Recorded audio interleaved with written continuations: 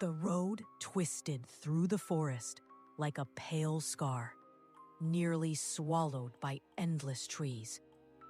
Their branches arched overhead, weaving into a canopy so thick that sunlight struggled to break through. The few rays that slipped past touched the ground in broken fragments, as if even the light feared to linger too long. The air was damp, filled with the smell of moss and old bark. And every sound, the call of a crow, the rustle of unseen animals, seemed sharper, closer, as though the woods themselves were listening. Elias rode slowly, his horse's hooves muffled on the soft earth.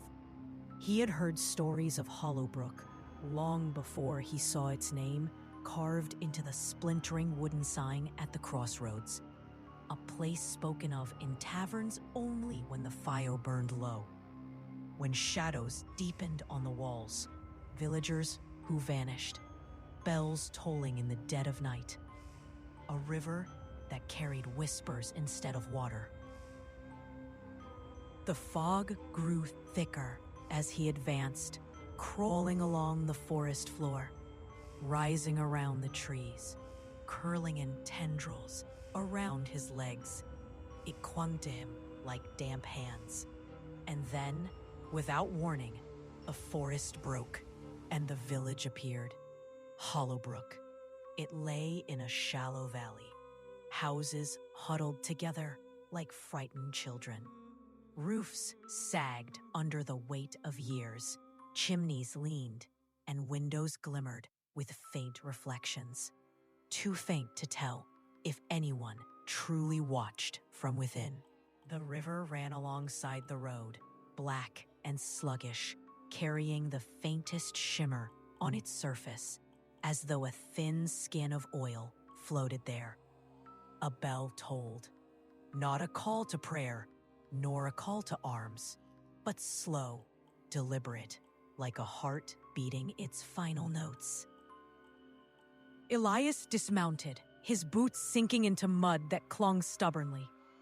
The village square was nearly deserted. An abandoned cart leaned against a well, its wheels half sunken into the ground. A door creaked open in the distance, then slammed shut. Curtains twitched. Someone was watching. He called out, his voice low but steady. "I seek an inn, shelter for the night." Silence answered.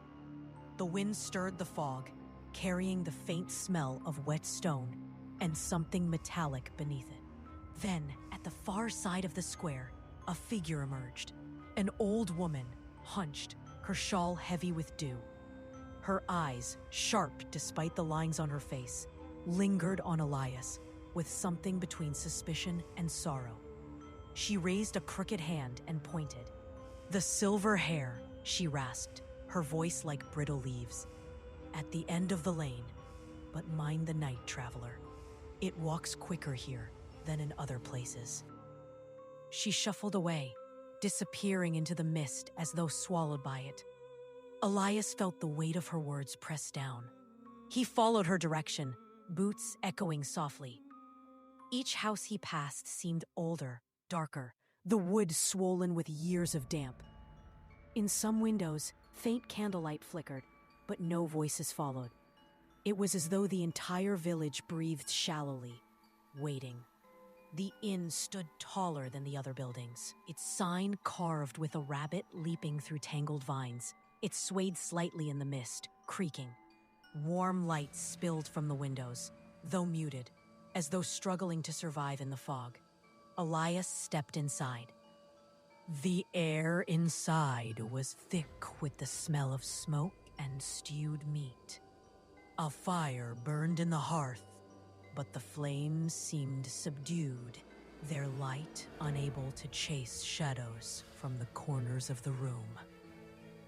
A handful of villagers sat hunched over mugs, speaking in whispers that died as Elias entered, and the tired set of his shoulders.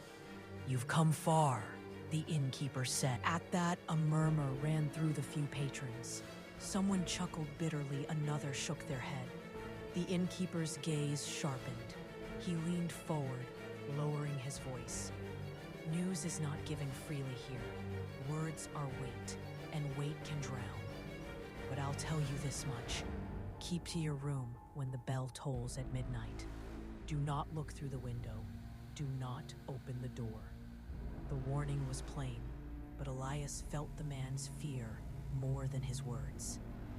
His hands trembled slightly as he poured ale, his eyes flicking toward the shuttered windows, as though expecting them to burst open at any moment. Elias took the drink, the bitter taste burning his throat. He let silence linger, then asked, "What happens at midnight?" The innkeeper's face hardened. "The village remembers." The room was small, the bed narrow, the sheets damp with the scent of old linen. Elias sat by the window, lantern dimmed, listening. Outside, Hollowbrook lay buried under fog so thick the houses seemed to float on a gray sea. Somewhere a dog barked once, sharp and fearful, before cutting off as though silenced. The bell tolled. Midnight. The sound rolled through the village, heavy and deliberate. Elias felt it in his chest, as though the air itself trembled. Then came the whispers. They drifted through the streets like smoke, soft at first, barely distinct, voices overlapping, murmuring in tones too low to decipher. Some sounded pleading, others commanding, others broken with grief. He leaned closer to the shutters, though he remembered the warning. The whispers swelled, circling the inn, wrapping it in a cloak of sound. For a moment, he thought he heard his own name carried on the wind. Elias. His hand tightened on the dagger. He forced himself back from the window, heart pounding. He did not open the shutters. He did not answer. When the bell tolled again, the voices faded. Silence returned.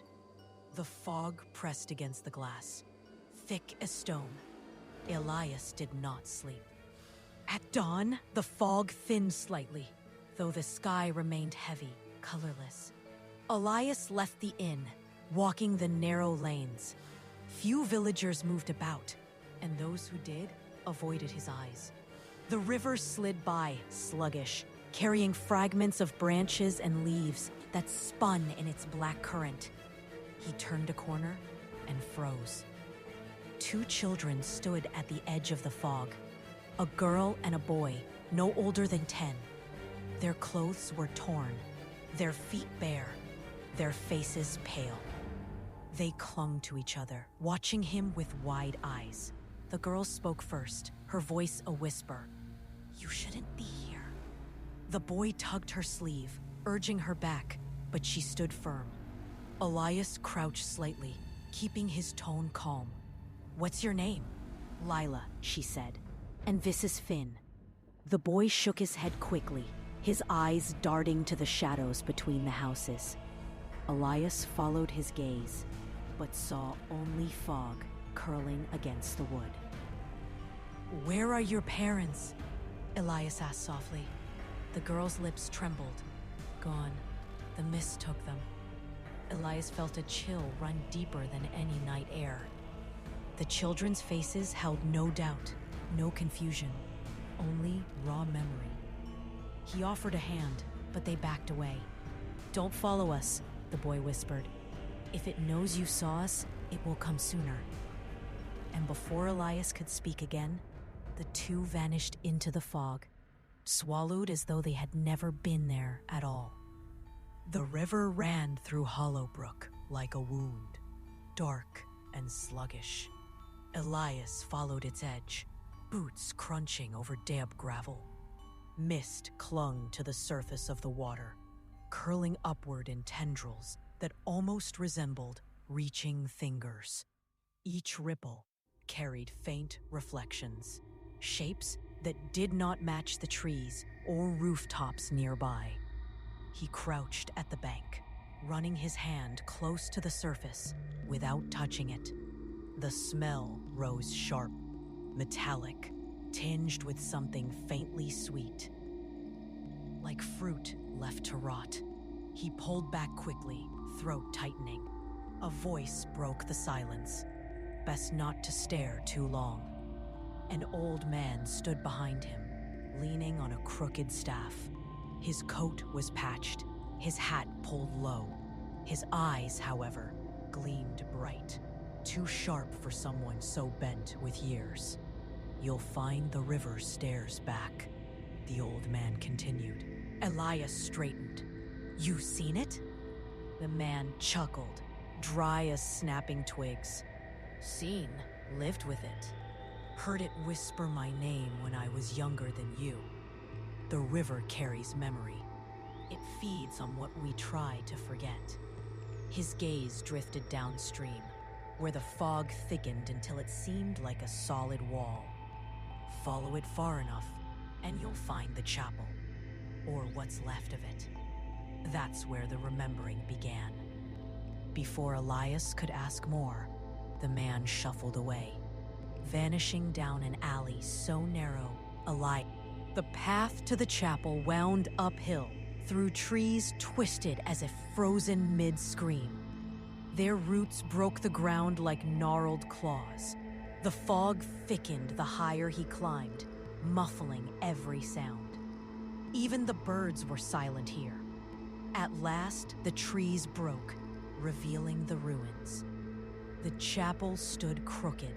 Its spire collapsed, its doors rotted away. Stone walls leaned, scarred with moss and cracks, yet faint carvings were still visible. Angels, saints. Their faces eroded until only hollow eyes remained. Elias stepped inside. The air was colder, damp with the smell of mildew. Pews lay broken, scattered like bones. At the far end stood the altar, cracked straight down the middle. Across the walls, strange symbols had been carved, layered over the old holy icons. Spirals, circles, crude shapes of figures bending backward, mouths open in silent screams. He touched one of the carvings. The stone felt warm. A sound rose, not from outside, but from within the walls. Whispering. The same voices he had heard at midnight. Soft, overlapping, circling. He staggered back, hand tightening on his dagger. The whispers grew clearer. A name. Elias. For the first time, he spoke back. "What do you want?" Silence fell, sudden and absolute. Then, a single word, clear as if spoken beside his ear. "Remember." A gust of wind swept through the chapel, extinguishing his lantern. In the darkness, he thought he saw shapes moving, tall, thin, slipping between pillars. When the flame sparked back, nothing remained. Elias left quickly, heart pounding, yet with the feeling that something followed, just beyond sight. Back at the inn, Elias found the innkeeper pale, his hands trembling more than before. Wordlessly, the man pushed a bowl of stew toward him, though Elias doubted he could eat. An old woman sat nearby, her face wrinkled like dried parchment. She had been silent each time Elias entered, but tonight, her eyes fixed on him. "You went to the chapel," she rasped. It wasn't a question. Elias nodded slowly. "I saw carvings, heard voices." The woman's lips pressed thin. She leaned forward, lowering her voice. "The chapel fell long ago, but before it fell, the priests heard the whispers first. Not from heaven, no, from beneath. They said it was the voices of the forgotten, the dead who never left. The priests tried to seal it, but you can't seal what's part of the earth itself." Her gaze sharpened, and when the seal cracked, Hollowbrook began to remember. People vanished. Children woke speaking with voices not their own. At night, shadows walked where no light should be. The bell was placed to keep time, to remind us when to hide. Elias asked, "Why not leave?" She laughed, a dry, bitter sound. Where would we go? The fog follows. It waits. We are bound, as you soon will be. Before he could respond, she stood, her cane tapping against the floor. If you wish to see the truth, follow the children. They are the only ones who can walk freely. But do not linger when they stop. Do not ask what they see. She left him with more questions than answers, her words echoing louder than the whispers had. That night, Elias did not stay in his room. Instead, he waited in the square as the bell tolled midnight. The fog thickened instantly, blanketing the houses, drowning the lanterns. Whispers slid through the mist, curling around his ears. Shapes began to move. From the fog, a procession emerged. Figures, cloaked in shadow, walking in slow rhythm. Heads bowed. Their faces were pale, blurred, almost unfinished, as though memory itself had tried and failed to shape them fully. Some carried lanterns that glowed not with fire, but with a cold, bluish light. At their head walked two children, the same ones he had seen before, Leela and Finn. They moved with calm steps, guiding the procession through the square. Their eyes glingered faintly, reflecting the ghostly lanterns. Elias pressed against the wall of the inn, watching. The whispers grew louder, each voice overlapping until words clawed at his mind. He caught fragments. Return. Below. Remember. One of the shadowed figures turned its head toward him.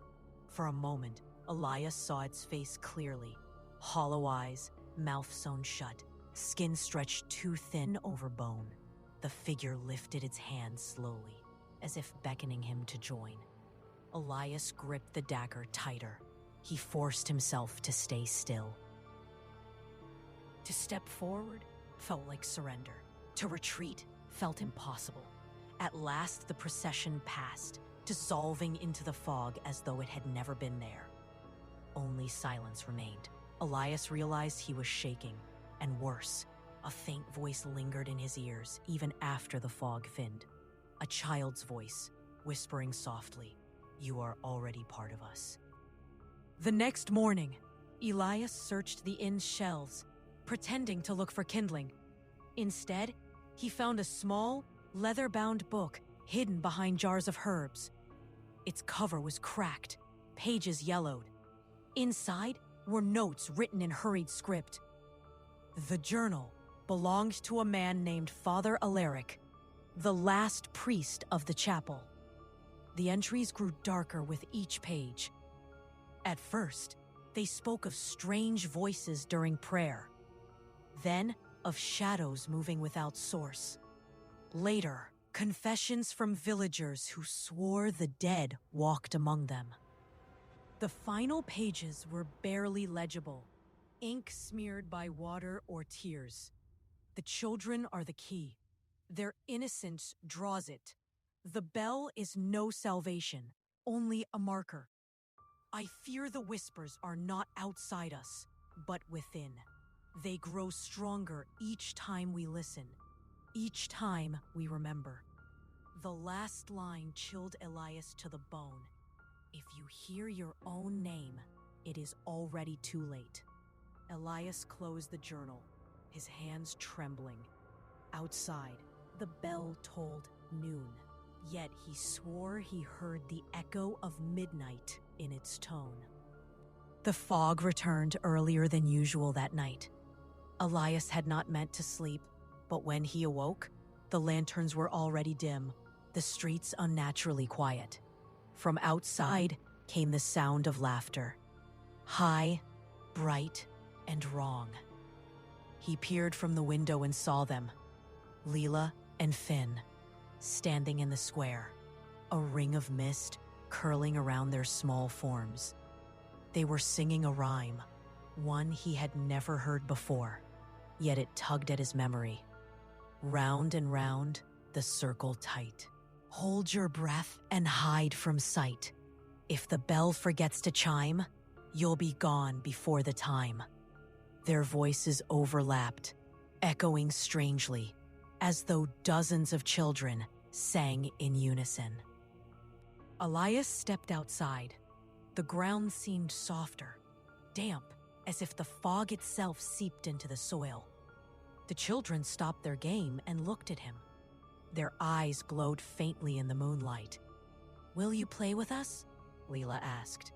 Elias hesitated. Every instinct screamed to refuse, but he forced his voice steady. "If I play, will you show me the truth?" The children exchanged a glance, then nodded. "Follow us, but don't let go." They each reached out a small hand. Against his better judgment, Elias placed his palms in theirs.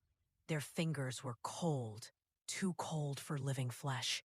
The fog thickened instantly, swallowing the square. The children led him through the mist, their steps unerring, even when Elias could not see his own boots. Soon, the ground sloped downward. The air grew heavy, damp with the stench of earth and old stone. They stopped before a set of half-buried stairs, descending into blackness. Faded carvings lined the entrance, the same spirals and twisted shapes Elias had seen in the chapel. "This is where they sleep," Thing whispered.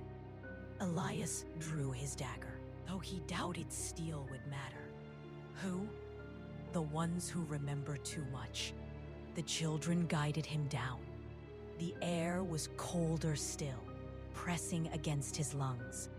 At the bottom lay a vast chamber, hollowed from stone, lit only by cracks where pale moonlight seeped through. Rows of shapes lined the walls, not statues, but bodies, sealed upright within the stone itself. Their faces pressed against the surface, mouths open in silent cries. Elias staggered back. Every face was different. Old, young, men, women, yet each looked as though caught at the moment of realization. "They were the first," Lila said softly. "They listened until they became what they heard. Now they keep the memory." The whispers rose around him. Dozens, hundreds of voices overlapping. His own name again, clearer now, relentless. "Elias, Elias, Elias." He clutched his head, teeth gritted. "What do you want from me?" A voice, deeper than the rest, thundered through the chamber. It was not the voice of a child, nor of any living thing. Not from you, from her. The mist coiled into the shape of a woman. For a heartbeat, Elias thought it was someone he knew. A memory buried too deep. But no.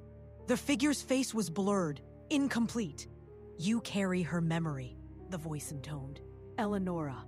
She walked here before, and she listened. She gave us her story. But she forgot. You will help her remember."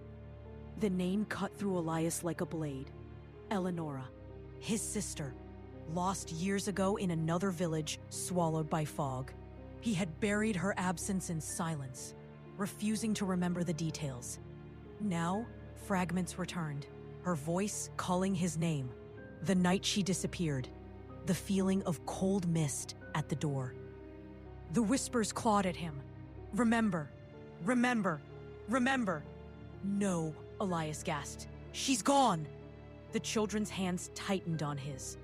Their voices joined the chorus. "She is not gone. She is waiting."